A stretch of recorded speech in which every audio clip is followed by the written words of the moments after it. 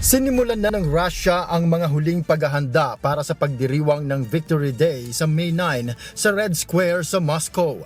Ang Victory Day ay isang selebrasyon bilang paggunita sa tagumpay ng Soviet Union laban sa Nazi Germany noong ikalawang digmaang pandaigdig at itinuturing na isa sa pinakamahalagang pagdiriwang sa Russia.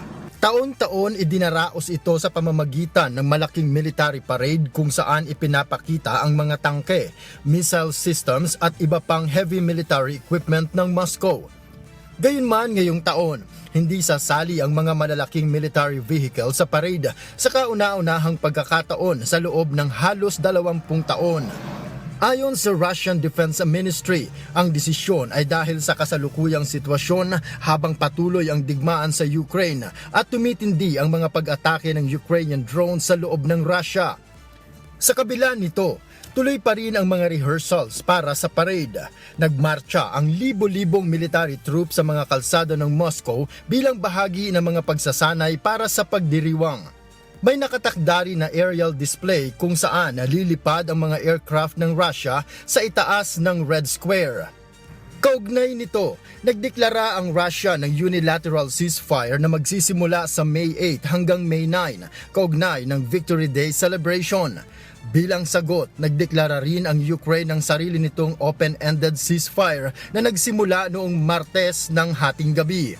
Ayon sa Ukraine, handa sila sa isang pangmatagalang tigil putukan at tutugon lamang sila kung may paglabag mula sa Russia. Ngunit sa kabila ng mga pahayag ng tigil putukan, inakusahan ng Ukraine ang Russia ng mga panibagong pag-atake. Ayon kay Ukrainian President Volodymyr Zelensky, nagpapatuloy ang Russia sa paglulunsad ng mga drone attack sa iba't ibang lugar sa Ukraine. Isa sa mga tinamaan ang isang kindergarten sa Sumy region kung saan 2 ang nasawi.